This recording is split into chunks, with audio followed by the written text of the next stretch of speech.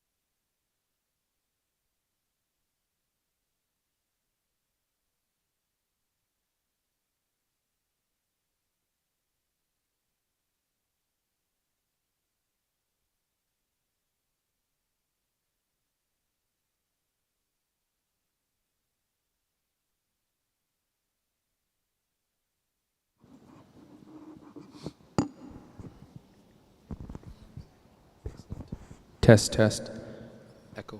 test. This is me. Just slide it. Slide it up. We shouldn't have. Get my laptop.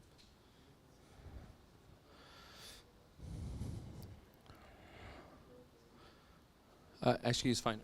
Can I get the iPad? Assalamu alaikum wa rahmatullahi wa barakatuh, everyone. Inshallah, we're going to start in 1 second. If I can open my iPad.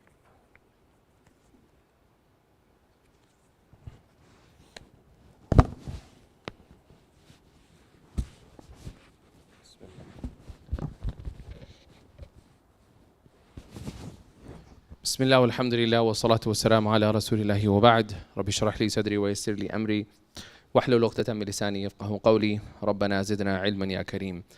I just wanted to firstly thank you everybody that made your way out on a Friday night in Atlanta's traffic. Alhamdulillah.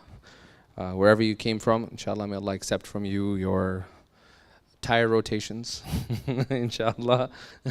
And may Allah accept from the Shaykh his wind rotation that, he flew in the plane. So inshallah, may Allah accept that from. The format for tonight, and just a little bit of a housekeeping, so if anybody has to use the bathroom, if you're new to the facility, you can grab your shoes and go out from the reception area.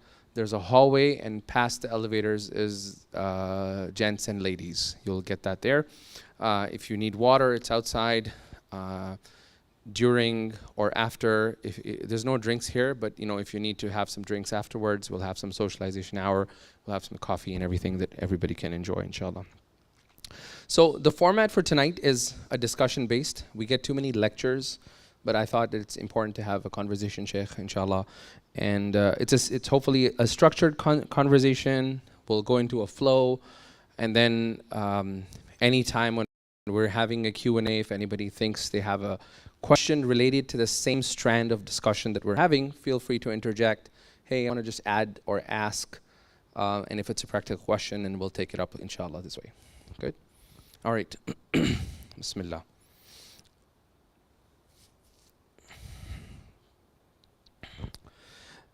So, those of you that don't know me, I see some new faces. My name is Imam Ahmad.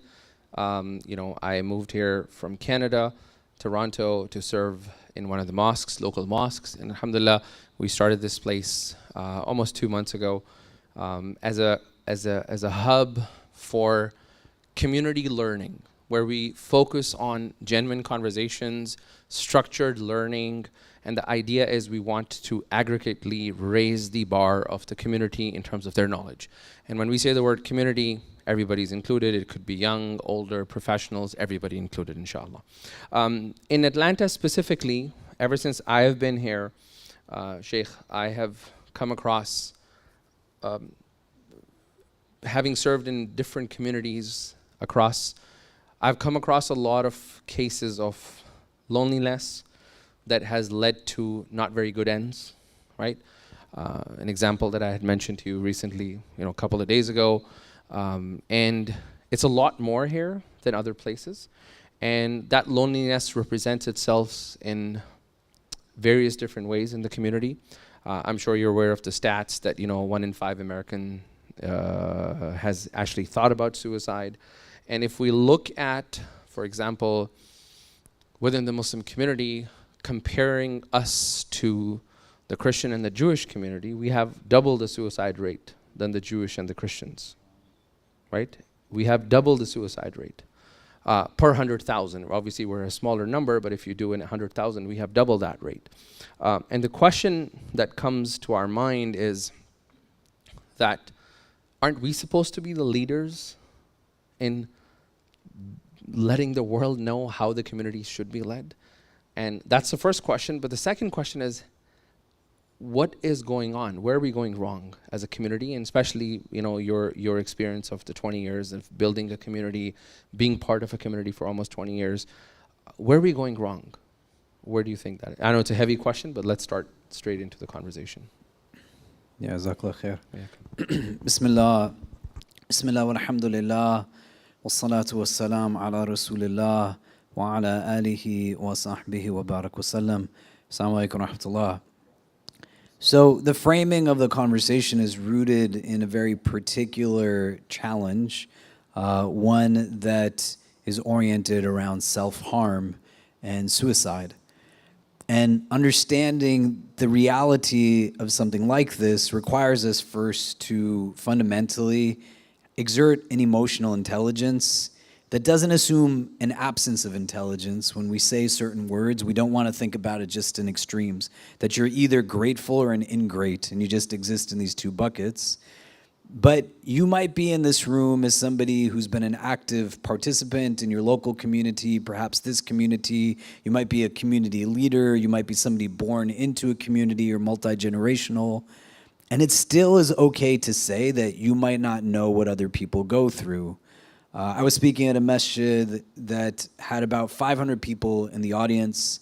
I was talking to them about the need for kind of needs assessment of a community, how it is that we understand fundamentally what people are going through, asking them what they think rather than assuming. And in the middle of the conversation, there was an elderly woman who was sitting in the front row on the sister's side of the gathering. And while I was talking, she started to speak. And she said, "We don't need to do this. I've been here since this community started, and I know what everybody needs, and everybody is fine." And I said to her, "Sister, I can appreciate the longevity of your time here and all of the knowledge that you have. But last night, I spoke to a young woman from your community who told me that she has been cutting herself because of the things she is struggling with, so everybody is not okay." And using that as a precursor to the discussion, for us to think out here, you don't want to intellectualize conversations that are not meant to be intellectualized. So you don't want to meet this conversation with a state of discomfort, not knowing what to do, and then going to a default state that lacks emotional intelligence and says, well, isn't suicide haram to begin with? Because communal responsibility necessitates us thinking as individuals who are giving up a Friday night to be here in this space, what responsibility do I have to that person that they didn't have an access point or outlet for what they were holding, and so they had to turn to this thing instead? A lot of people turn to haram not because they're bad people, but because there's an absence of community supports and structures that enable them to have their individual needs met in ways that fundamentally all of us have to be comfortable with the reality that we could potentially be asked about it by Allah Azza wa Jal, right? Amr ibn al-As, he's asked by his son Abdullah when he sees his father in tears towards the end of his life in an elderly age. In a state of disarray, he believes that perhaps his father is leaving from the world soon.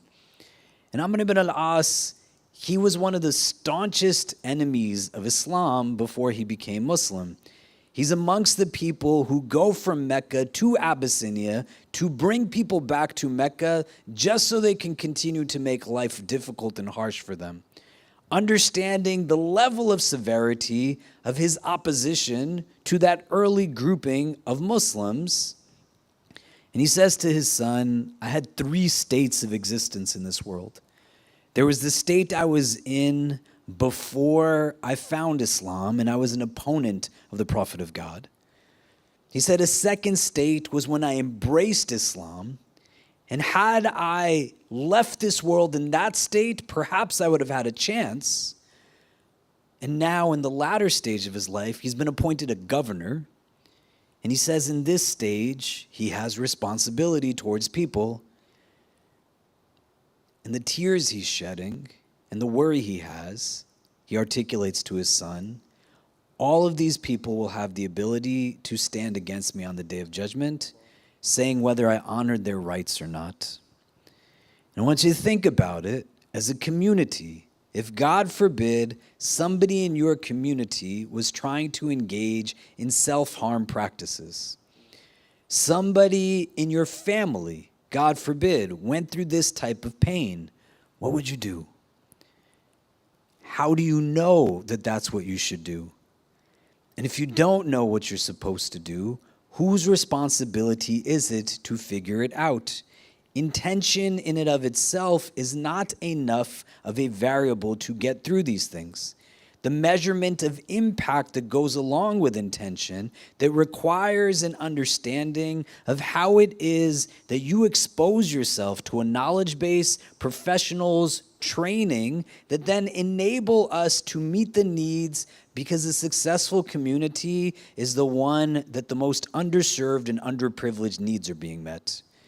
And if it's not Muslims who are playing that role, who else is going to play that role? People don't turn to haram because they are bad people. Quite often people turn to haram because there's not the social support mechanisms that need to be there, enabling people to be in a place where they're comfortable in voicing the struggles that they have. People know certain things are haram. They still got to figure out, how do I live in relation to that? Do you see what I mean? Does that make sense? And so ensuring that we have healthy community that understands the gaps that are being filled are definitely not going to get fixed just by pretending it's not there, but also having the humbleness to say, just because I don't know what to do doesn't mean that there aren't people who know how to do it. And we create a community engagement strategy that says, how do you deal with people who have substance abuse issues? The Prophet ﷺ has companions who struggled with alcohol. How do you deal with people who really struggle with haram? A young man comes to the Prophet and says, you have to make zina halal for me. It's in the hadith. You imagine what would happen if somebody walked into most masjids in Atlanta and said this. When the companions tell this young man to not approach the Prophet in this way, the Prophet of God, alayhi salam, says, come close, and he engages them. Many of us know the hadith. Would you want someone to do this with your mother or your sister, etc.? And he says, no, O messenger of God, right? Like, may my life be sacrificed. He's saying, Ya Rasulullah, like, I would take a bullet for you, expressing his love for the Prophet of God. And at the end of it, the Prophet puts his hand on the young man's chest, makes dua for ease in this struggle, and he says after he doesn't have a problem with it. In the entirety of the hadith, the Prophet, who's the best of teachers, doesn't say the word haram once. He meets the person where he's at, holds what it is that he's holding, and helps him to know you can get better through this. Do you see what I mean? It's all there in the hadith. SubhanAllah. So I think the reason we started with a tough question is now all of you are conscious about it. So the question leads me to another thing that, we have a lot of attempts of community, right? Across America, across Atlanta, and every place begins with the right intention. We're very conscious about building communities, and 5 years later, something happens, and then it gets completely derailed. And that vision, and the spark that everybody started with, it gets derailed. So the question that I have is we're living in a digital world where we're so connected, and in this world where our needs of connection are being met through the digital world, how do we bring the consciousness of building a conscious community in a hyper-connected age? Well, to start out, you got to go to the basics, right? وَعَلَّمَ آدَمَ الْأَسْمَاءَ كُلَّهَا. The Quran says Adam was taught the names of everything. We understand the meanings of things through the names of things. And there's certain words that don't have ambiguity. If I say live stream, all of us know what we're talking about, right? If I say camera, all of us know. If I say chair, I say floor, I say ceiling. I don't have to be unnecessarily verbose in an explanation of the term because everybody knows and has a common definition. If I said the word love to you, if I said the word compassion to you, if I said the word goodness to you, if I said any of these words to you, forgiveness, integrity, honesty, we probably don't have a collective definition that's uniform, let alone even as individuals, a definite definition. How can you reach a destination that's ambiguous? If you're okay with it, what I would want to invite you all to do, for a couple of reasons. When I do halaqas, I like to have people talk to each other. The Shaykh was telling me that you all are a community that also builds around conversation and discussion. And I would argue that likely all of you don't know each other, and even the ones that do know each other, you've never talked to each other about certain things before.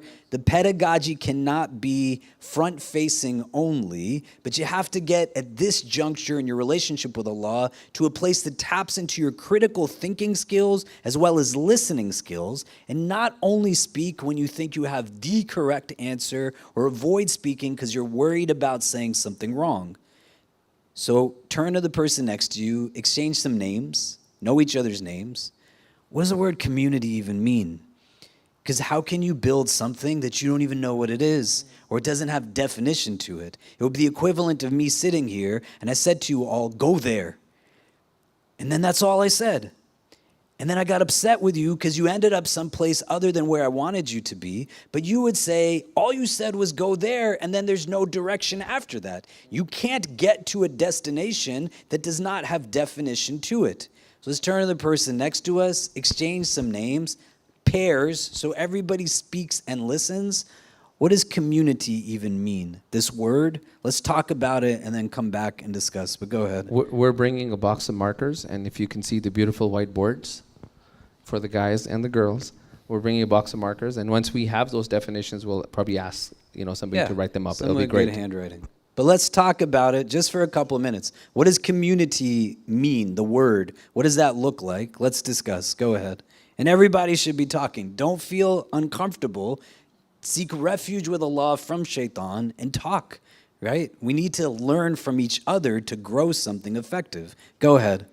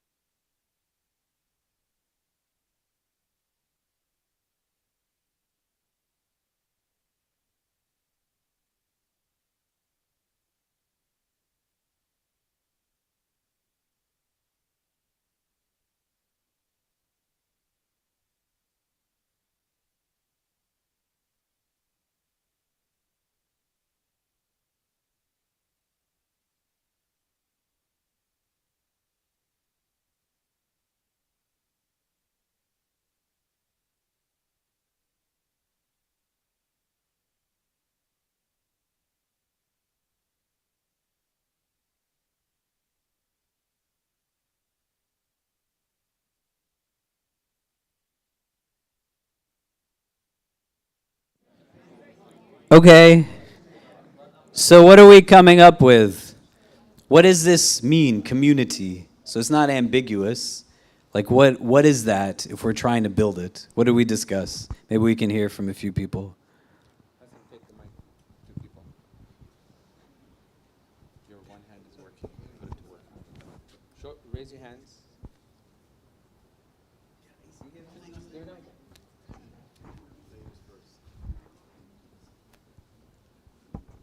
Assalamu alaikum. Community to me means support in just a vague way. Support. Somebody else? Community means to be available at any time, anywhere. To be available anywhere. You want to repeat that? So community means support. The first sister said, I'm sorry I don't know everyone's names. Feel free to share your name, Sister Sadaf.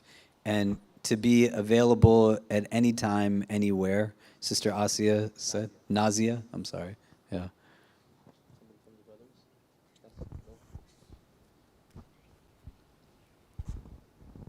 Assalamu alaikum. Amir is my name. Amir is my name. Assalamu alaikum. And we share the pain that we go through daily, you know. Yes, yes. Sharing pain, great. Yeah, not that it's great to share pain, but it's a great definition. Yeah. Assalamu alaikum. Sam. Community means build the relationship. Yeah. Building relationships, okay. First things to know each other. So just now I know some brothers. To know here. each other. Know each other. Great. Assalamu alaikum. My name is Teguh, and I'm from the IKMIA. It's an Indonesian community group, but we are running a masjid for everyone, of course. So my understanding of community is a group of people that we are sharing the same objective and try to achieve the same objective together, collectively. So there can be many things in there. Great. I think the one brother has a hand in the back, and then we can. Yeah, to me, community is knowing each other's strengths and weaknesses. Knowing each other's strengths and weaknesses. Amazing. You can understand what something is by also knowing what it's not. If we had more time, another way we would add to discussion is saying, what does community not look like? Or we would answer a question, what does healthy community look like versus unhealthy community? Because you can get together as people that share a common objective, but that objective might not be good. There's a bunch of people getting together right now trying to figure out how it is that they can bomb babies all over the world, right? May Allah protect us from ever reaching this state of wretchedness. There's people who are convening right now in racist structures and systems to think about how they retain their power and privilege at whatever cost. Just like there's people who are running masjids right now trying to think out how does it maintain only access to certain people at the expense of others. You have to be in a place where you can recognize a common objective can still be something that is devoid of what our tradition offers to us. A community of believers in Allah, what should that community look like? The shared characteristic is one that is built off of what fundamentally? Conscious community has to qualitatively be conscious of something. And if we're trying to affirm support, being there for people at any time or any place, knowing one another, it has a root that can either be the cause or the symptom of whatever the cause is that yields the manifestation of these things. But a lot of us get together more realistically on sociological levels. It's not a good or a bad, it's just a thing. We crave similarity and familiarity. This is why you have a masjid that is only one race or one culture, one class. Somebody says, why are there masjids that don't speak only in English? Well, my great-great-grandfather, if he was Muslim, he probably didn't speak English. And he would need a space that spoke to his reality as much as I need one that speaks to mine. It's hard to build community when anybody can be Muslim that meets the needs of every Muslim. You have to be comfortable with that.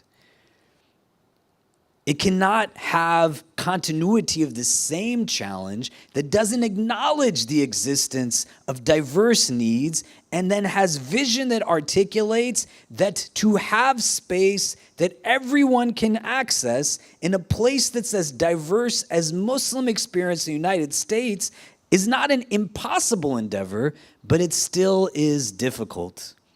Why do I crave similarity and familiarity? And what is then the consequence of it? When there's not an inward-rooted sense of identity, but it's outward-based, shared externals, I don't have a problem with you being you. I just don't know how to be myself unless everyone around me is exactly like me. It creates a sense of agitation inward because I don't know how to deal with you when you are different from me. The Prophet ﷺ was deeply embedded in practice that enabled him to have depth of perspective and yield consciousness that if we were to juxtapose the absence of consciousness to consciousness, we could use words like presence, thoughtfulness, consideration, not running on default settings.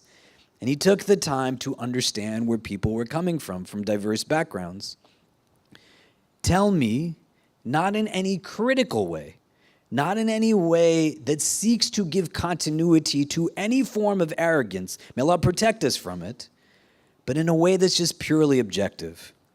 How will we answer to Allah that there are multiple masjids built in the same neighborhoods because people fundamentally just fought with each other and built new ones as a response, but they're still not an effective shelter for women who are being abused?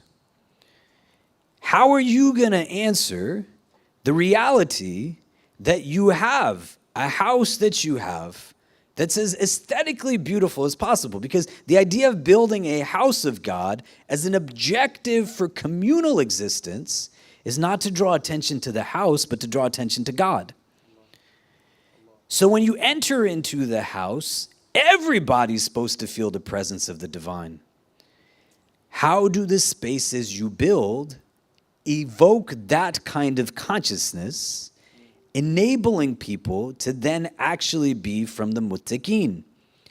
And if you want to build something effectively, it's a lot easier to build clubhouses where you share externals.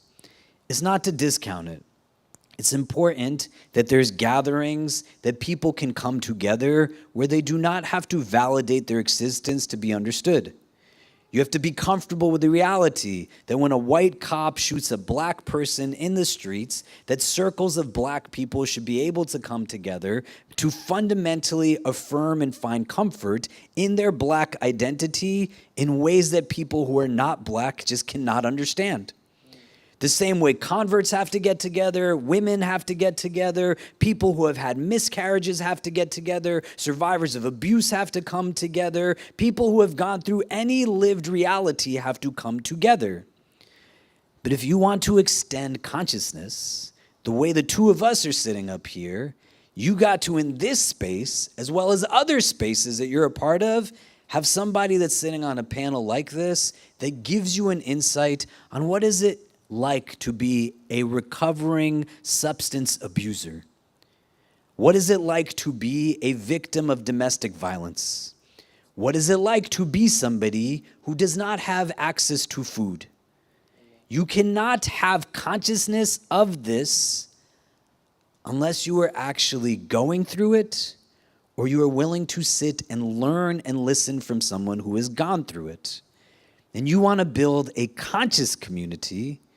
There's a deep wisdom that in our tradition, "Man kana yu'minu billahi wal yawmil akhir, falyakul khayran aw liyasmut," that whosoever is habitually believing in Allah in the last day, "Man kana yu'minu billahi wa bil yawmil akhir, falyakul khayran aw liyasmut," that you speak good, you utter good, or you be silent. And the default is you only speak when you got something good to say, or you don't say anything at all. There's no fundamental way that anybody on this side of the room knows what it's like to be a woman. There's not. When have you ever asked a woman what it's like to be a woman? your daughters, your wives, your sisters.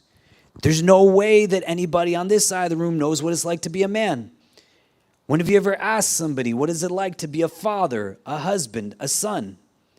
The idea of understanding how you create and evoke for your own God-given abilities as a human, a recognition that yields that it's not a heavy lift. You just got to deflate the nafs, elevate the heart, and then sit in a place where you fundamentally try to comprehend. And if you have to make it about yourself, understand what Ahmad ibn al-As is saying. All of these people have rights over us. Your neighbor is 40 homes in every direction. That's what our tradition teaches us. So if somebody is sleeping on the street within a distance from your house, and the hadith tell us that you do not have iman if your stomach is full and your neighbor's is hungry, what are you going to do? You can only live in one room in your house at a time. And if you think achievement is that is what you have gained, or a metric of success is how many people show up to your masjid, but they're still hurting, man.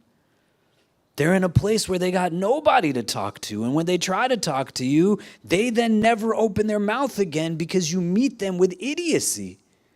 And I say it with love. What would you do if somebody showed up here right now and said, my sister cuts herself?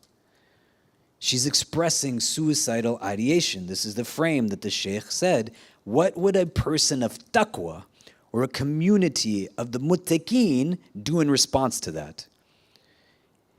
And if that's not where you're at, how are you getting yourself ready for it? There's 4 buckets of knowledge that are obligatory upon each of us individually. Your fard ayn, you gotta know. You can't pray my fajr as much as I can't pray yours. Second, a foundational bucket of theology. You don't just know how to pray, you gotta know who you're praying to. Third, a bucket of how you take care of your heart, your inner self. And then fourth, you gotta know how Sharia applies to you in the phase of life you're in. So if you're a doctor, what does Islam say about being a doctor? If you are a butcher, what does Islam say about being a butcher? You're a mother, you're a father, you're whatever you have actively chosen to pursue. So if you're somebody who comes to pray in a masjid, what does Islam say about praying in the masjid? If you are building community, you are building an institution, you are building something that is meant to remind people of Allah and be an oasis and a source of replenishment, how do you do that in the locale that you're in right now? And to exert consciousness that comes from understanding, you don't want to be somebody who experiences real hunger in order to understand what it means to be hungry. But you can still learn from somebody just by spending some time with them and understanding their struggle before you intellectualize or pass judgment on it. And the root of it, when we do muhasabah on a communal level, it's rooted in divine judgment that's ultimate. I could do whatever I want to. I just have to explain to Allah why I did it that way. I'm not going to be held into account potentially for what I did and did not do, but had the ability to do and still did not get it done. You cannot build a community that seeks to serve itself only in a way that is just superficial. If one person is getting abused in the city of Atlanta, as a Muslim, who else would stand up for them? People don't have food to eat. People are struggling with mental health conditions, wellness conditions, financial anxiety, deportation struggles, all kinds of things. How is it not something that is my responsibility? And when taqwa comes in to the picture, consciousness awakens. I'm conscious of what? The divine. And why? Because I'm going to stand in front of him one day. And what did I turn this deen into? The last thing I'll say, and I'm sorry that I talk a lot, is that you got to actually find joy in it. You should want to be in a place where you help people in their time of need.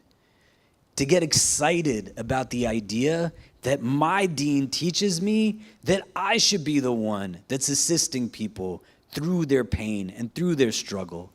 My deen is rooted in the legacy of a man, sallallahu alaihi wasallam, who met people where they were, did not find them to be people that he broke down, but he built up, and helped them to recognize what was inherently good with them, and didn't leave them to go through their struggles on their own. How are you going to know what somebody goes through if you don't talk to them and ask them? When was the last time you went to a masjid and the leadership of the masjid asked you, what do you think we should be doing? Rather than just imposing upon you. How can any one person fundamentally know what thousands of people with diverse complexity to their lived experience and identity just need? And this is what this woman did. She said to me, I know what everybody needs. I'm not judging her, but how is that rooted in the sunnah, in the way that you see and think and perceive, versus who is the one that thought they knew everything and better than anyone else? And that's not our tradition. That's the sunnah of a tradition that we want to stay away from and seek refuge from. I yield to the fact that I don't know, and then I go find out what I don't know, so that I'm doing based off of actual knowledge and not just my whims and my conjecture. Do you see what I mean? So leading to that, what practical advice would you give us, whether it's the Muslim Wellness Center or a few of the other administrations or the masjids that actually are here, they want to actually build conscious communities, and also they want to be able to listen and hear what the community says and have an open ear. What practical advice did you think has worked in your experience, or that you have seen that here are the 3 things you guys should start, or that could really put you on the path? Because it's a progressive journey. We're gonna fumble, we're gonna learn, fumble, but just making sure that our trajectory is in the right direction. Well, if you answer questions for yourself, what does success look like? Anybody could build something. Do you know what I mean? The idea is not to just build a building, because there's a lot of masjids in this country that nobody prays in anymore, because they didn't build with ihsan, objective fact. It's not judgmental. And then they conjecture without real data. This is why young people don't come. Here's the problem. But what are you basing it off of? How do you know? And when you go in with an assumption, everything that you process is rooted through the prism of that assumption and proving the assumption, versus understanding what our tradition is rooted in and finding a sense of empowerment through it, not a sense of anxiety or humiliation. Why does Imam Malik say, I don't know, to 36 questions out of 40? Why? And what does it then enable as a next step in relation to that process? It's okay to say, there's this hole, I don't know how to fill it, rather than pretending like I do. And when you say I don't know, then you can engage the people that are going to be able to help you. You want to have community engagement that has multiple entry points to it. Look in this room right now. There's like 50 of us in the room, and how different are all of you, racially, culturally, in terms of your age? I don't know what anyone's socioeconomic reality is. I don't know, like a lot of you, so I can't tell you what your lives have been like, but in every which way you can assume people have diverse experience in the room. So one of the best ways to be able to understand the needs of particular demographics is to ask them. In our community, right now, we get about 5 people a week who take their shahada. And we're not standing on a street corner passing out pamphlets. I'm not knocking anybody who does. They just make their way. Our community, amongst the many things that it's known for, it's known as a place where people come to take their shahada. And I find joy in that. Understanding and recognizing when we built out a program for converts in our community. My wife is a convert. She took her shahada maybe 27 years ago, well before I met her, has practiced Islam longer than I have. I've sat down with thousands of people who have taken their shahada at this point, and despite having a deep, intimate relationship with someone who's a convert, and sitting with many people who have gone through the conversion process, I still can't tell you what it's like to convert. I was born into a Muslim family. Who's gonna tell me what it's like to convert to Islam? Somebody who's done it. So 15 years ago, when we started a convert program at our center, I had a much smaller community base at that time. Our community now, we estimate, is about 20,000 people, alhamdulillah, and it grows. It started from a very small base. In 1978, 5 students found it, and it's grown now to impact. And I'll come back to this a little bit later if I remember. But when we did this more than a decade ago, I sat down with 100 converts in our community, one-on-one, and I just asked them to tell me their story. What was it like to convert? What was helpful to you? What was difficult? How was it engaging Muslims after you converted? What kind of resources do you wish you had? What kind of advice would you give to people? The questions then yielded more responses. And because they have a relationship with me, there's a trust that's there. May Allah make me one who honors that trust. They're willing to speak and make themselves vulnerable. Conversations lasted for 2 to 3 hours at a time. And I was just sitting and listening and taking notes. And then we took those narratives and analyzed it for trends and themes.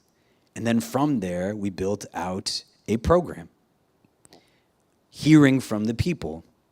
At our center, we have a women's initiative, a converts group, a Latino Muslim group, a Black Muslim initiative, a professionals group. We laid the foundation for other entry points as well, in addition to at New York University, which was our initial base of operation, where there were 12 MSAs, not in competition with each other, but just doing different things. There's 4,000 Muslim students, as well as students that came from all over the city, from other colleges that didn't have similar accommodations, in addition to many people who live and work in the area that just see our space as their community. So we were gonna lay the foundation for an artist collective. We had a families group that we were building out. When COVID got in the middle, we derailed it. But out of our center, we've also built a domestic violence agency and operate a shelter in the Bronx for women and children who are survivors of abuse. We have a charitable fund that supports 800 families in need in our community. We have a weekend learning program for children. We're incubating a full-time school right now. I'm just trying to build as much as I can while Allah has given me breaths to breathe in this world, and building with people who want to build. It's rooted in data. And when I've shared with people different things, or hosted conversations with people, like panels of converts with 10, 20 converts, giving them an opportunity to not just share the story of their conversion, which is where most of us start and stop, but then I say, what is it like after you converted and after you became Muslim? And they talk about just how terrible it is dealing with Muslims in Muslim communities. And then I had people who are humble enough in the audience to come up to me, and they said, I've ran the Convert Care program, the Dawah program in my masjid for 10, 15 years, and I just realized I don't know a thing about what I'm doing. And that's the kind of person we need. One who can say, I'm not doing it the way it should be done. Not somebody who pretends. And then there's data to it. Not I think, I feel, I want. How many of you have ever woken up in the morning and thought about my grandfather? None of you. It doesn't make you a bad person. Why would you think about people that you don't think about, who you have ever interacted with? You didn't wake up in the morning and say, you know, I wonder how Khalid Latif's grandparents are doing. In the same vein, you're not going to think about the people who don't enter your consciousness. Doesn't mean you don't have responsibility towards them. Doesn't mean that they still don't have rights over us. And understanding the best person to tell you what their needs are going to be the person. Beyond the individual interaction that necessitates building a trust with somebody, that they're willing to make themselves vulnerable with confidentiality and say, this is what this is like for me. You get to a place where you can do broader needs assessment, and you instill within your community development people who create spaces that are both individualized as well as communal, that allow for people to share so that you can understand a little bit about somebody who's different from you. I got thousands of people's stories in my heart. And when people ask me, how do the words flow? I got so many people who have trusted me with what they carry. It's going to inform perspective that is rooted in what is authentically our tradition, not rooted just that my life is the only way life has been lived. And this is why you gotta think. It's objective. Just think about it. If you have a masjid, you have a nonprofit, you have a for-profit, you know why a lot of us go through what we go through in this country? Because pretty much every entity and institution is still run by people who check off every box of privilege. The white Protestant male runs every single thing, from city electeds to state electives to national electeds to coaches in various professional sports leagues to heads of universities, CEOs of companies. This is why you and I have to struggle to even let our kids miss Eid, because the people at the decision table, they're making decisions about us without any frame of consciousness. It's not enjoyable, is it? So what happens when everybody who runs your masjid is the exact same version of the other people that run the masjid? If every single person is a South Asian man like you, if every single person comes from the same cultural, ethnic, lived experience as you ain't wake up thinking about my grandfather. When was the last time you woke up thinking about, hey, how do we meet the needs of people who are dealing with these lived realities? And if the only presence at the table is stereotypical, well, then you see the consequence in anti-black society of how that trickles down. Don't make those people your teacher. Your teacher, sallallahu alaihi wasallam, built differently. He built a community before he built an ummah, and that community was built on shared internals, cultivating iman in something that then allowed for there to be a growth trajectory that started with handfuls, and his last khutbah is given to over 120,000 people. In a 23-year trajectory, that's pretty remarkable. It didn't come because everybody that he talked to was only from the Banu Hashim. It just simply didn't. And the seerah is an important thing to read because it makes the Quran concrete.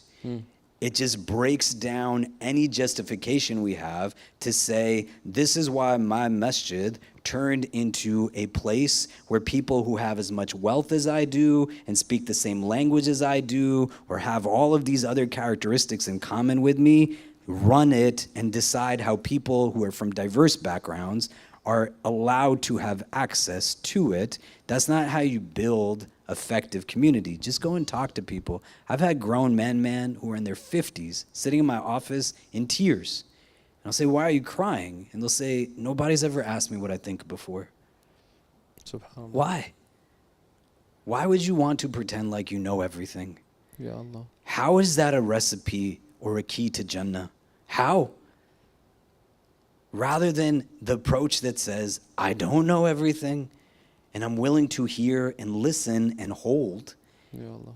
and then allow for you to know that I acknowledge that your story is still a part of this bigger thing. And even if we can't do it now, I didn't build a shelter in year 1 of our work. We built a shelter in the year 2019. I started working there in 2005, but I knew, having met 1 to 12 women a week who have no men in their life that have an understanding of what it means to be a man, that it wasn't just about sitting with them, but using a platform that Allah endowed me with to say, we got to build something institutional to try to help as many break out of this beyond just a one-on-one discussion. It takes time, but if you know what a community is working towards objectively, then you're going to fulfill the objectives.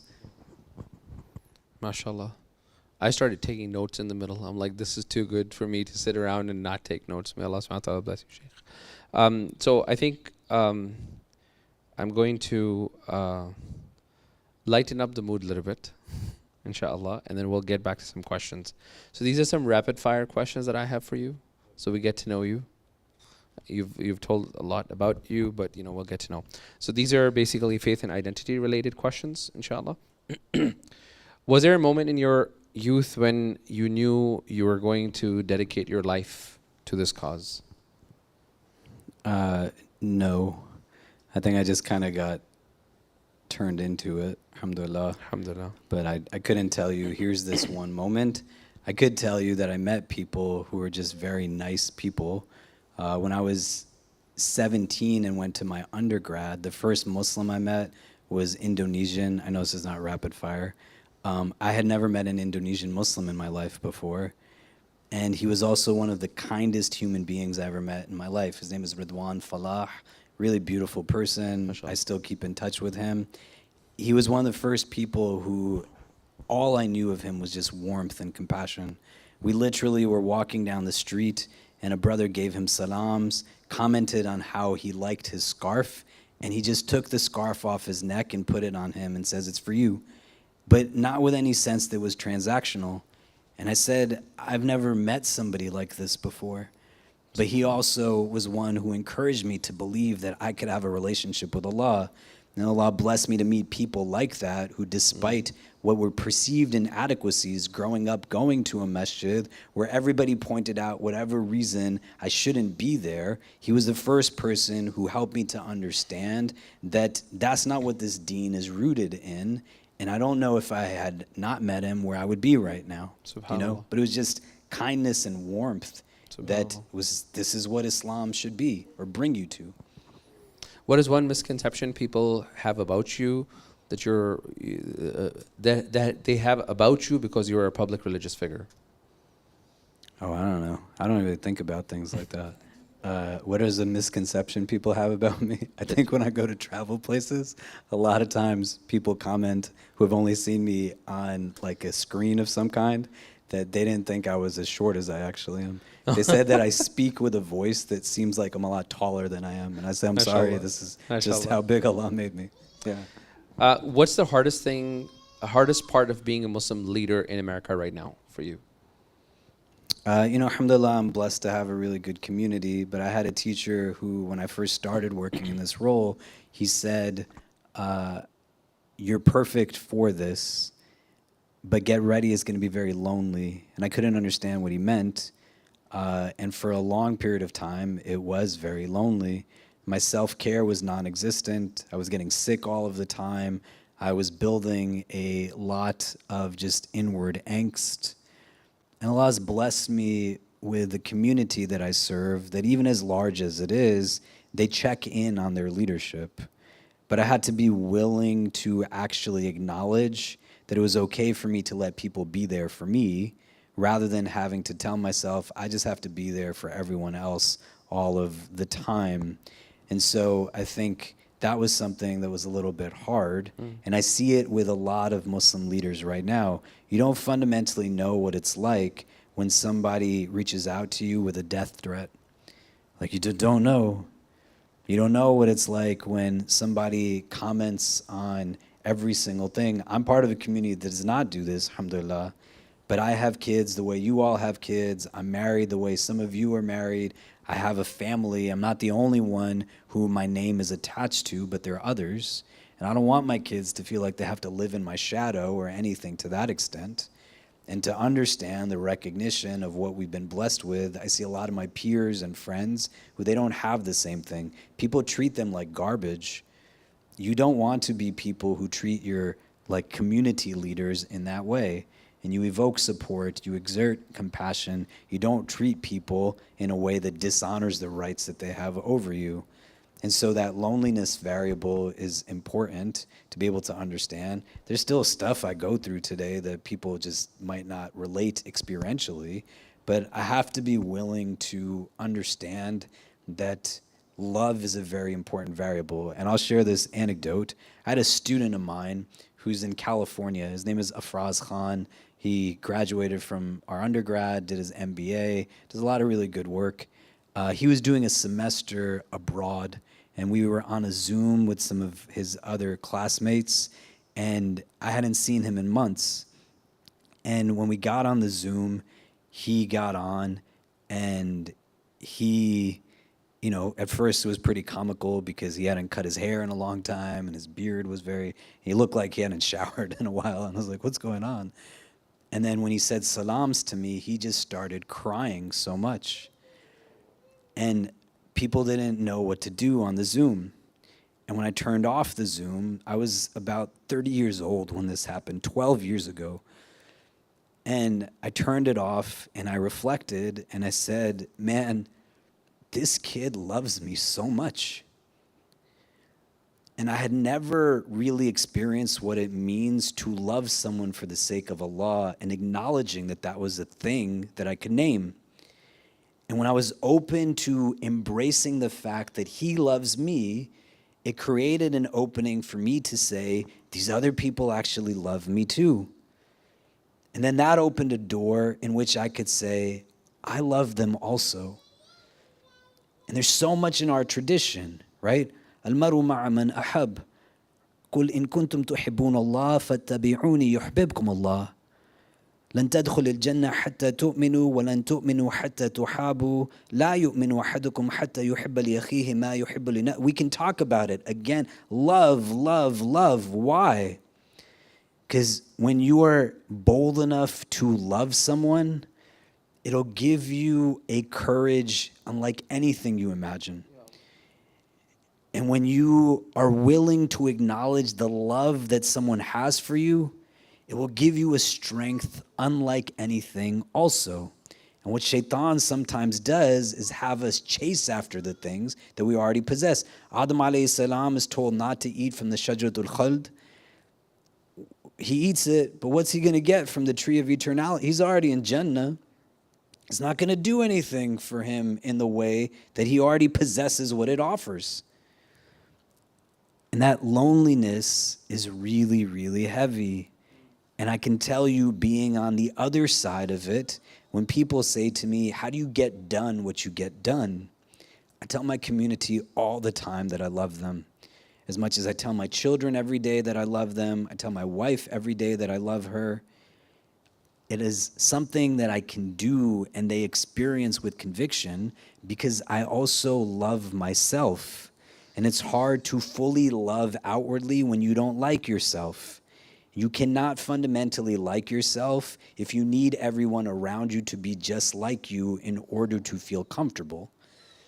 And getting to a place where you can acknowledge, even if there's that one person who's there with you, it can then ignite a fire that allows for you to say, I don't have to confine myself to this dunya. Do you know?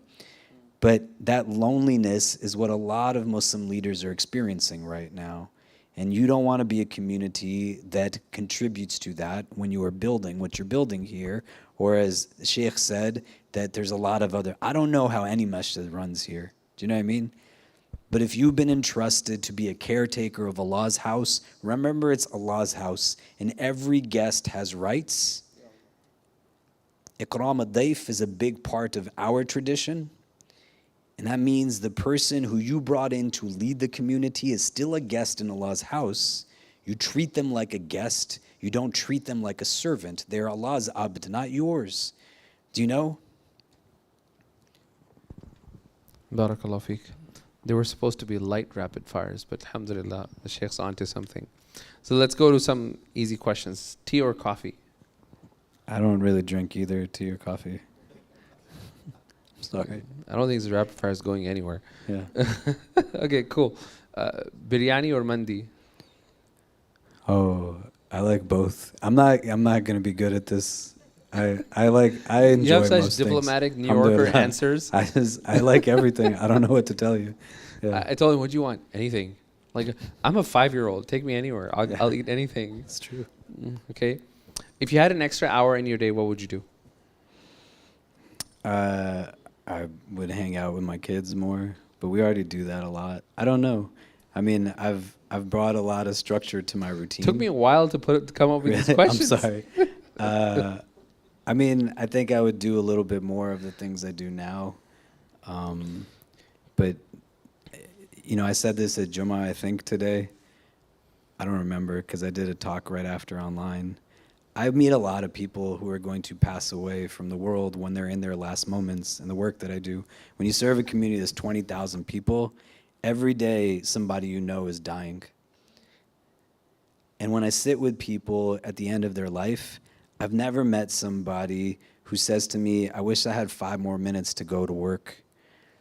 I wish I had 5 more minutes to gossip or be racist or to be mean to people at the masjid. But what they say is, I wish I had more time to just spend with my loved ones, to be a part of things that I wish I hadn't let go of. You don't want to be afraid of failure. That's a stupid thing to be afraid of. This is not a religion that teaches us to pursue perfection. What you do want to be afraid of is regret. A regret that's unhealthy that says, why did I do it in the way that I did it? So if you were to ask me what my work-life balance looks like right now, well, I spent a lot of time identifying and defining the way we talked about community. What does life mean in a work-life balance? And I don't have to give it up in ways that sometimes people assume you do. There's a lot more time in the day that we can structure things and allowing for us. So if I had another hour to my day, I think I would just create more continuity to some of what it is that's going on. But I had to learn the hard way. When I was 29, I got shingles. I don't know if anybody here has ever had shingles before. You've had shingles? Was it enjoyable? No, it's terrible, right? Yeah, and I'm not commenting on your age, Sheikh. Forgive me for that, you know? Yeah, mashallah, Allah preserve you. 20-year-olds don't get shingles. You get shingles when you're at such a high level of stress and low point of immunity. And if you ever had chicken pox, the virus reactivates in your nervous system as blisters on a nerve track. I woke up one morning, and from the middle of my torso to my back in my 20s, I had this thing. When I went to the doctor, they said, get ready, it's going to hurt a lot. It's going to feel like somebody is stabbing you again and again while they rub a hot iron on your body. I'd spent most of my 20s in a place where I was coasting off of wellness from my teens. In my senior year of high school, I got multiple concussions. I was supposed to play sports in college. To give you an idea, when I was 15 years old, I could bench press 315 pounds. I ran a 4.5 40, was very athletic, working out 3 times a day. And when you go through that type of rigorous agenda, you can coast off of it for a while. When I started working in this role when I was 22, a lot of my sense of wellness and structure just diminished. I wasn't spending time with people in any meaningful way. I was always starting my day with anxiety and a rush. My weight fluctuated. I'd get very heavy, very light. And then this shingles thing happened. After about 7 years of not paying attention to the signs that my mind, my body, my heart were showing to me. I had to quarantine for a while because until the blisters pop and the liquid releases, which is contagious, you got to be in quarantine. So I went to my parents' house where I grew up, and I stayed in the bedroom that I grew up in. And one night I was checking my email, and I got an email from a student of mine who said earlier that day, her Muslim boyfriend grabbed her by the straps of her book bag in the hallway of their classroom building and threw her against some lockers. And she said had a security guard not intervened, she wouldn't know what to do. And she was reaching out to me now for help. And I closed the laptop and I went downstairs to where my mother was sitting watching TV, and I put my head in my mom's lap and I started to cry. It wasn't that I didn't know how to help this girl, but I couldn't take care of her because I wasn't taking care of me. And my self-care did not make any sense. My body had to implode on itself for me to wake up to the reality that the hadith is true. The Prophet tells us, yourselves have a right over you, right? Fast but eat, pray but sleep. This is hadith. And I wasn't doing any of it. You command people to righteousness, but you forgot yourself. You can't take care of other hearts if you're not taking care of your own. And so recognizing the importance of having good work-life balance and being in a place where it's okay as a community servant to still take time for yourself. When I got married, my wife was a good sport. She said, I said, I'd love to have a wedding ceremony where anybody could come if they wanted to. And she said, as long as we have a reception that is just our friends and family, I'm fine with that. We had, I don't know how many thousands of people showed up at our wedding, alhamdulillah, but just well-wishers. A lot of barakah in the room. They came because they wanted to be there. There's a huge masjid in New York City on 96th Street and 3rd Avenue, if any of you have been there. That day, because of our wedding, they had 6 separate jama'ahs for Asr because of how many people were in the wedding. A month into our wedding, my wife looked at me and she said, "You don't have any friends." And I said, "What do you mean? You see how many people came to that wedding?" And she said, "You don't have any friends.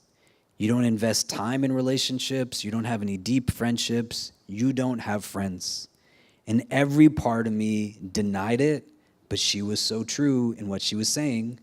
Just as she was telling me I wasn't taking care of myself physically, I wasn't investing in things that were helping me emotionally, she wasn't criticizing me, she was helping me. The nafs is real. It doesn't want you to be anything other than lazy. And so I had to acknowledge it.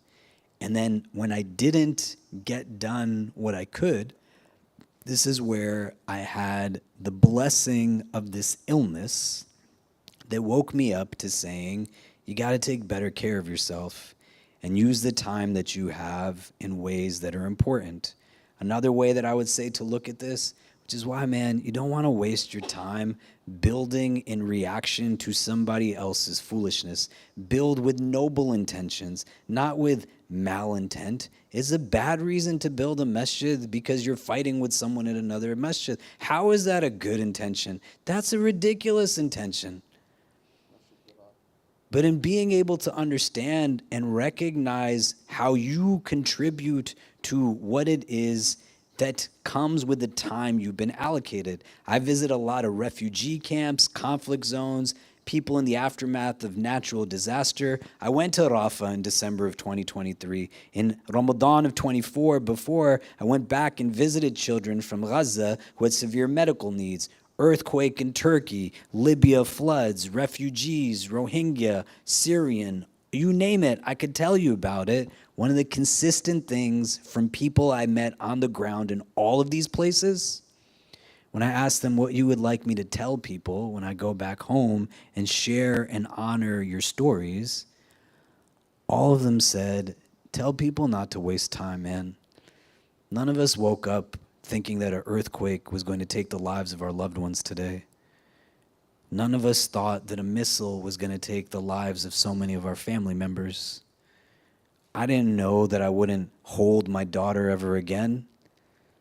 And I wish the last thing I said to her wasn't the last thing that I said to her. Tell them not to waste time.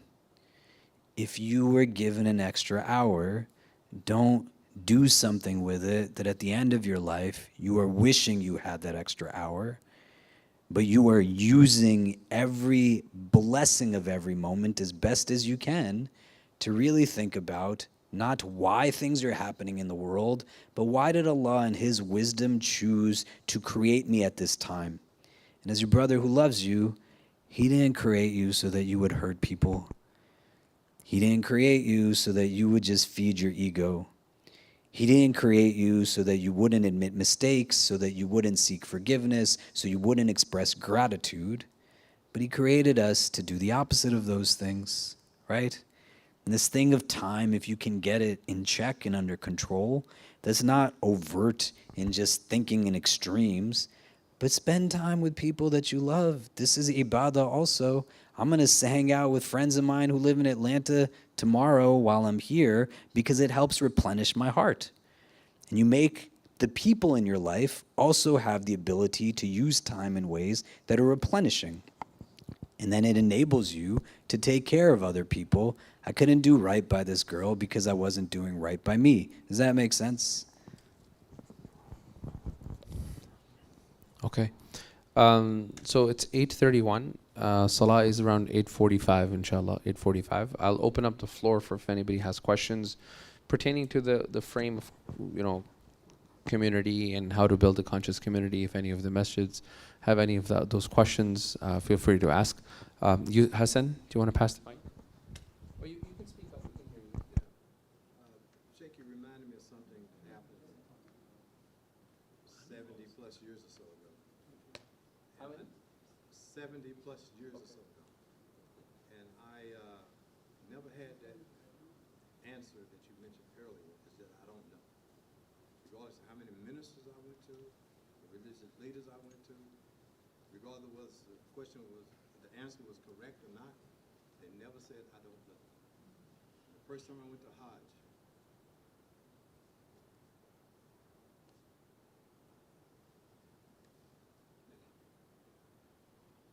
a student of knowledge in Medina, I asked him a question.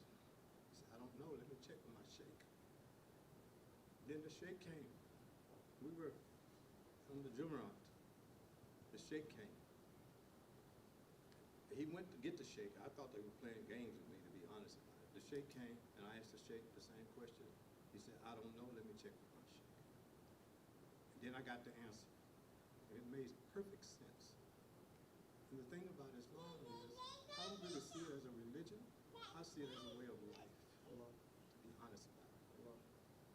So alhamdulillah, but what the preacher, the last question I asked the preacher is what brought me to Islam. And it was 70 plus years or so ago. So alhamdulillah, Allah blessed me in a way that I never could imagine. And here we are. Alhamdulillah. Yeah, Jazakallah khair. Thank you for sharing that. Uncle Amir is the soul of our place. Right? Alhamdulillah, may Allah preserve him for us. MashaAllah. Yeah, may Allah keep you safe all the time, inshallah. If he misses a Jummah, we're like, where did he go? Right? Because we're looking forward to that. So may Allah subhanahu wa ta'ala bless you. But do you see how you benefit from his vulnerability?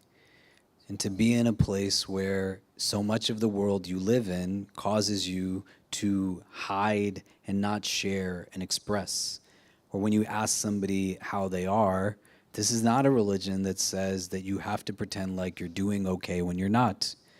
Can you imagine if everyone was willing to be vulnerable the way that our elder brother is willing to be vulnerable and share through personal narrative and give us an opportunity to experience the world through his experience? Why are you not able to do that? And it's not because you're a bad person, but it all goes back to fundamental blocks of how do you create trusting, supportive community.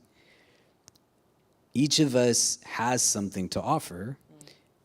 And if you become the companion that you strive to have for yourself, and you let people just talk sometimes and express without listening to respond, but just listening to understand, so they can get all the stuff out and all the clutter out. Do you know what I mean?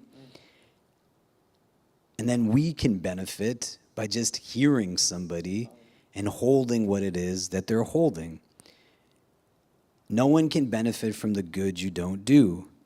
And what's demonstrated here is not just the wisdom of experienced and years lived in this world, but the willingness to say, I'm going to expose a little bit about me to be able to elevate what it is that the gathering takes away and allow for my vulnerability to be something that its bravery brings benefit to people. You got to be willing to do some of that also.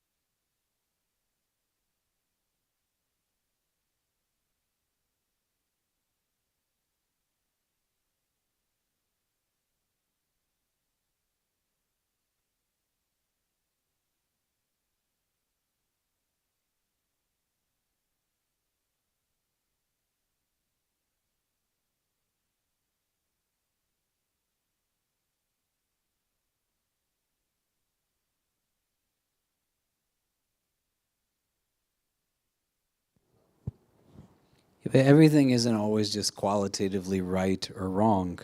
And when you live in a world that is about streamlining and efficiency and quantifiable metrics and KPIs and all these things, I mean, it doesn't work that way, right? Like, you know, we have, can everybody see this? This is a cup, right? Okay. And here is a bottle. The bottle is smaller than the cup, right? This water fills to the top. Let's assume this is also filled to the top with water. Both of these have water. Both of them cost the same. This has more water. This has less. This would be the better option, right? Because more is better than less, all other things being equal. Does that make sense so far? That's how we see things a lot. But our tradition, ethics are situational. They're not always just black and white. So say, for example, there was a person, you all who might have jobs, you have your first job opportunity. Someone offered you a stable job as an accountant and said, I'm going to pay you $100,000 a year to be an accountant. But you also had the opportunity to pursue your passion, to become an activist or an artist, and you didn't know how to decide between the two things. And then the accounting job came back and said, I'm going to give you $30,000 more to be an accountant. If these two things were equal in the beginning and you didn't know how to decide because they're equivalency, then the added benefit of 30K makes this the better option because more is better than less. But I still don't know how to decide between the two because it's not a quantifiable metric of assessment, it's qualitative. Ethics are not measured in a quantifiable mode. They're measured in a qualitative mode. If I asked you what is Islam, or somebody took their shahada here right now and you had to teach them Islam, most of you, objectively, I'm comfortable in making an assumption, would just give them a bunch of things to do and not do, right? You don't want to turn this religion just into a set of rules. One dimension is practice, a very important practice dimension, but we have a very deep theological tradition, a very robust spiritual tradition, a universal set of ethics and values, and those three all inform practice. And when you get confined in this bucket of what is the right or what is the most correct, and everything is black and white, it actually counters a lot of the way our religion develops. Orthodoxy in Islam was rooted in diversity of opinions and different ways to get to certain things. Certain things were absolute. There's one God, that's it. It's not a negotiable. Do you know what I mean? But there was a comfort that different people would do things in a different way. Imam Ahmad's students asked him about praying behind someone who does not redo wudu after their nose bleeds. In the Hanbali school, that this breaks your wudu. And they weren't kind of, self-elevating in an unhealthy way. They just want to know, what do we do if the guy behind us doesn't follow this hukam? Imam Ahmad says to his students, this is a good question that you've asked, but would I not pray behind Imam Malik or Sa'id ibn Musayyib, even where they had a different opinion? The orthodoxy embraced this. It's a modern phenomenon that I have to just know the right answer or the correct way, or we personify Islam into an individual saying, what does Islam say about this? Islam is not a person you can go and ask. It would make it a lot easier, but that's not how it functions. And if it didn't function in the ways that it did, it would be harder to have an accountability mechanism back to us that says we have to make choices and decisions for ourselves. And sometimes it's not going to be good or bad or right or wrong. Sometimes it's going to be a choice, and what it'll fundamentally yield is more of a choice. In Surah Al-Balad, Allah tells us, وَهَدَيْنَاهُ النَّجْدَيْنِ, that we guided you to two najd. The najd is a tough path to traverse. Both of them are a najd. Two things. You say, Ihdina sirat al-mustaqim every day, so many times in a day, and then Allah says, وَهَدَيْنَاهُ النَّجْدَيْنِ, guide me to a straight path, I brought you to two paths. You're at a crossroads, how do you make a decision? فَلَقْتَحَمَ الْعَقَبَةِ, you're not going to make it to the Aqaba. The Aqaba in classical Arabic referred to the summit of a mountain or the valley between two hills. That when someone was seeking sanctuary from some kind of harm, they'd go to the Aqaba. And the verses that come after, you want to think of like the analogy of going up a mountain. You're not getting to the top of the mountain. What does it tell you? فَقُرَقَبَ, right? That you emancipate, set free the one who is enslaved. أَوِتْعَامٌ فِي يَوْمٍ ذِي مَسْغَبَ, or on a day of difficulty, you still feed someone who's hungry. This is being revealed to a Meccan population that's being persecuted. And who are the people they're going to feed? Most of them are not Muslim, because there's not so many Muslims to begin with. And even when a lot of them don't have anything, they're being told, feed somebody. Yatiman dha makraba, or miskinan dha matraba, right? An orphan who has proximity, closeness to you, a relation, or somebody who's miskeen, that's literally just in the dirt. You're missing all the signs that are going to get you to the top, and so much of it has to do with choices that you're making, decisions that are going to be rooted in situational ethics. And you can have lip service and say, I believe this or that, but how does your decisions actually own up to the things you claim are your beliefs? For us, outcomes are not the only thing that we yield. That's what whiteness brings us to. It's always about the grade you got on the test. It's always about the job that you got, the credential, the degree, the title. The outcome is the goal, regardless of how you made it to the outcome. I just got to get to that place. Doesn't matter who I step on. Ours is a tradition that teaches us that yes, outcomes are important, but arguably just as important, if not more so, is the means that's bringing you to the outcome. And the ajr is in the struggle. My job is to be Muslim. May Allah make it easy, right? I came here to Jummah today. Jummah didn't start till I got here. Do you know what I mean? You and I are in a place where literally where we work, there is a place to pray, right? Alhamdulillah. How could we be measured by the same metric that people right now are still praying in the rubble of masjids in Gaza? The achievement is not rooted in the fulfillment of the act. The ajr is in the struggle. And recognizing hadith that tell us that the person who recites with fluency, they get a reward. The one who struggles with it, they get twice the reward, because the ajr is in the struggle. And it's hard to be the only one that exerts ethics. But if you're doing it, you don't know what's going to be placed in someone's heart. The Prophet still demonstrated rahmah at the aftermath of Taif, and then everybody became Muslim. But it was a process that got to a place that you just take care of what you need to take care of. Allah is going to take care of what He needs to take care of. It takes a little bit of light to push away darkness. The ajr is in the struggle, not in the ease. And when you are stepping up, you get the benefit. And this will be the last thing I say. I know we got to pray Maghrib. I said I would come back to this. Our community started in 1978 with 5 Muslim students. In 2008, I brought them back to an iftar in a basement of a church. It was a soup kitchen we were renting out while our current building was being constructed. And there was a few hundred people breaking fast with us in 2008. This is 30 years later. And I introduced 2 of the 5 people who founded our Islamic Center, Layla al-Askari, Bari Khan, and all kinds of people were going and thanking them. A young girl by the name of Sumra came into the room, and she said, because she was late, what's going on and why is everybody around these people?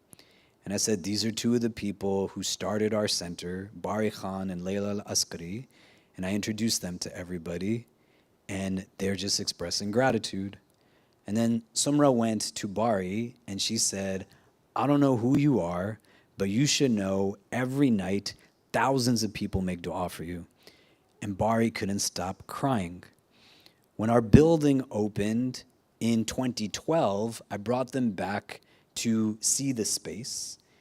The 4th floor of a 5-story building where we have a musalla, wudu facilities, office. They got out of the elevator. There was people sitting in a lounge, and I introduced them. They were very appreciative, the same way as the people before were. We went into my office, had a conversation. When I was coming out of the office, the people who I introduced them to had bought flowers and chocolates for Bari and Layla as tokens of their gratitude. And Bari said, I appreciate you giving us these gifts, but I want you to think about is what you're going to do while you're here so that when you come to visit 30 years from now, somebody's going to buy you some chocolates.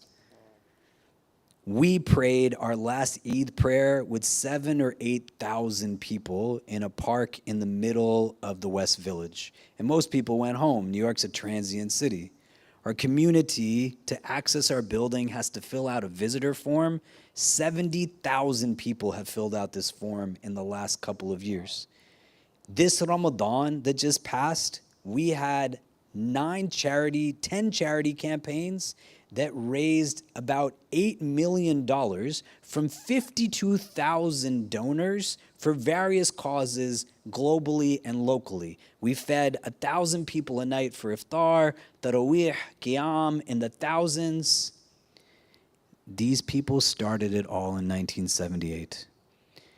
Nobody can take that away from them.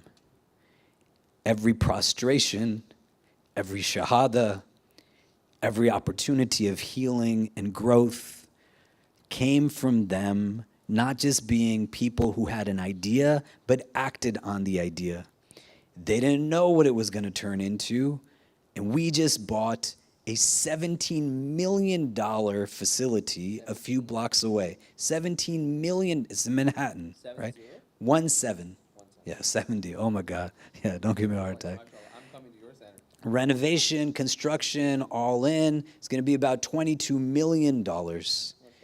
And we know it's going to benefit, inshallah, a lot of people in generations to come and be a source of increase. Something happens in New York, people feel, why do you all know who Zahran Mamdani is? Do you know? How is that something that you have heard about? Things happen in New York is different than it happens someplace else. He's not the first Muslim to run for mayor. But these people, man, they were the ones who they started the whole thing.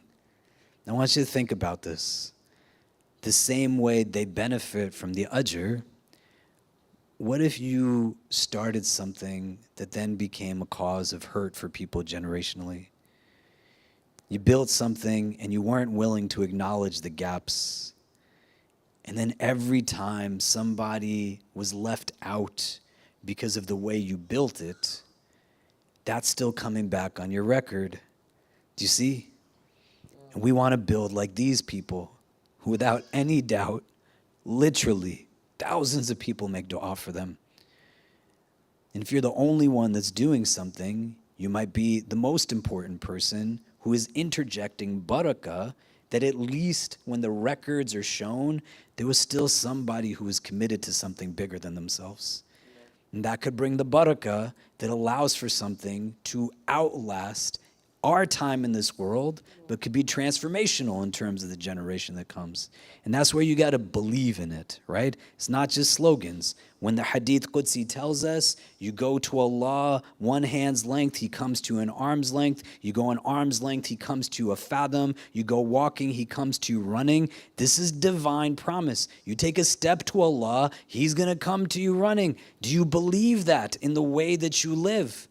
Do you believe that your wealth is actually Allah's wealth? It's not yours. And how you spend it is not because it's for you. It was given to you, and you are part of the asbab of how it is utilized and brought in a mode of benefit. But our theology is meant to not be spoken. It's meant to be lived. And if we had more Muslims who were people of consciousness that just believed that if I take that step, Allah's promise is not like a human's promise. He's going to come running. You would see spaces filled with confidence, rooted in these ways. Don't let somebody else do what you can do. Bring all of your light and luminosity. And I want you to think what this space would look like, not just a year from now or 5 years from now, 10 years from now, 20 years from now. Challenge your leadership, but support them.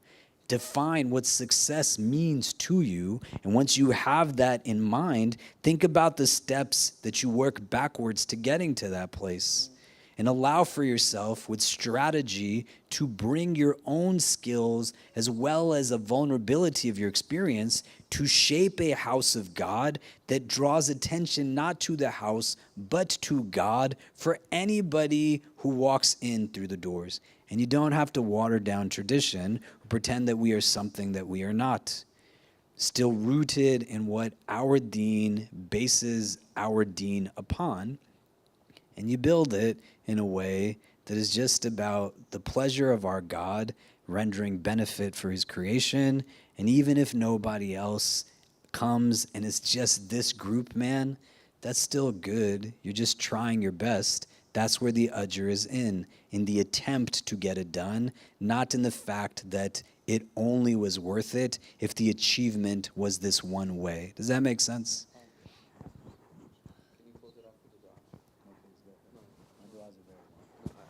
I don't want to delay people. No, go for it. Please, please.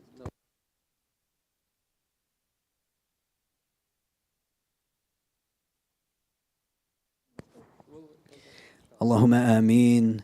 اللهم لك الحمد كما ينبغي لوجهك وعظيم سلطانك لك الحمد حمدا طاهرا طيبا مباركا فيه إلى يوم الدين اللهم صل على سيدنا محمد في الأولين وفي الآخرين اللهم اجعلنا من المخلصين اللهم اجعلنا من المخلصين اللهم اجعلنا من المخلصين.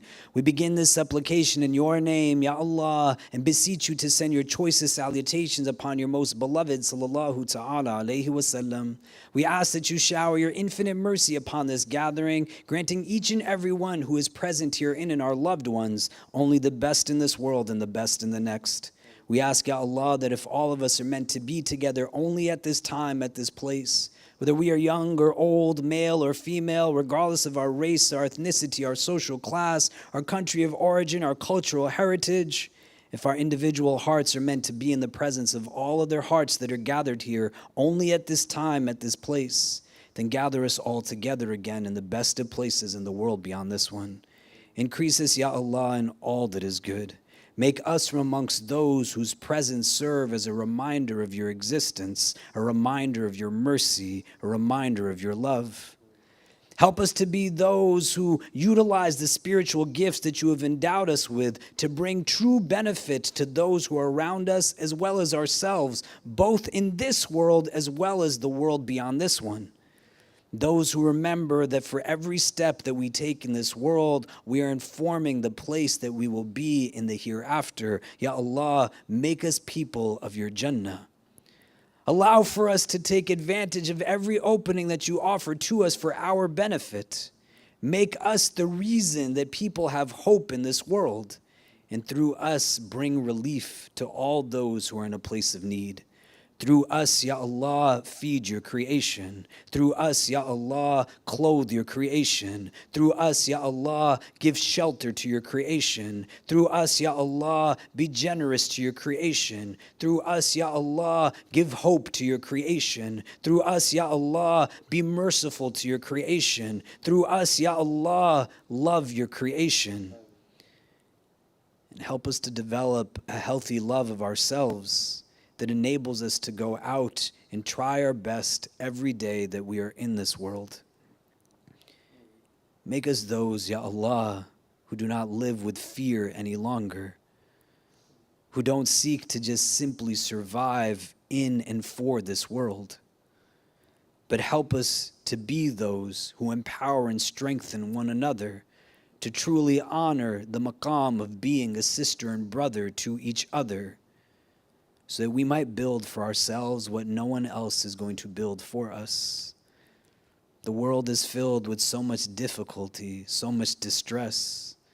There are people who we share community with who are holding pain that they don't know what to do. Help us, Ya Allah, to be a source of healing. and never to be a source of harm or hurt. And for any one of us who is holding our own difficulty, let not any one of us feel alone any longer, but bring to us those who will be the best of our helpers and supporters. Arrange our hearts with those hearts that are gentle and tender, and make us from amongst those who have the blessings and benefits of true companionship that helps us to remember who it is that we are supposed to be and enables us to get there with kindness and consideration.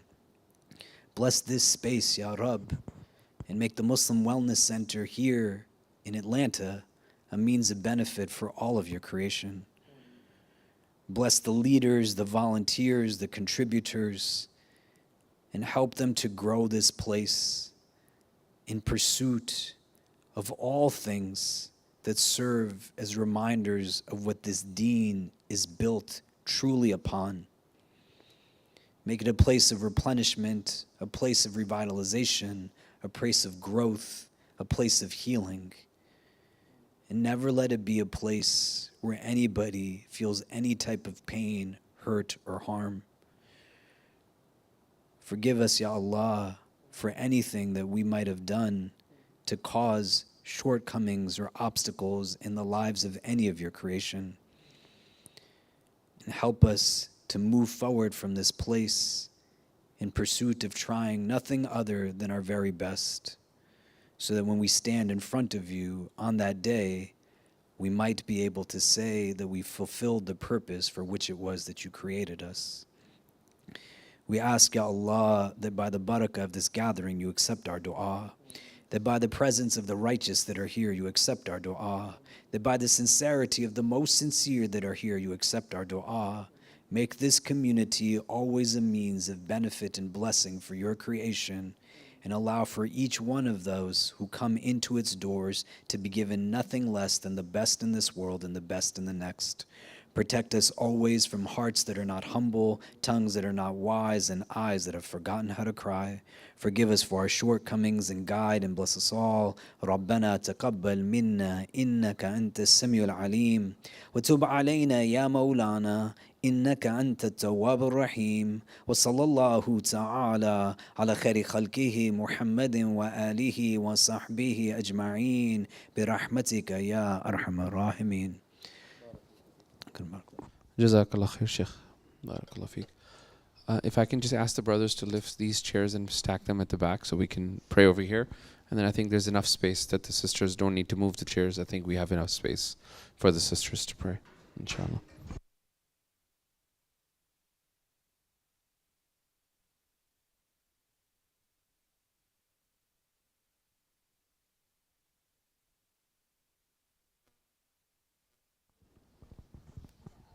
What's the room that we're in?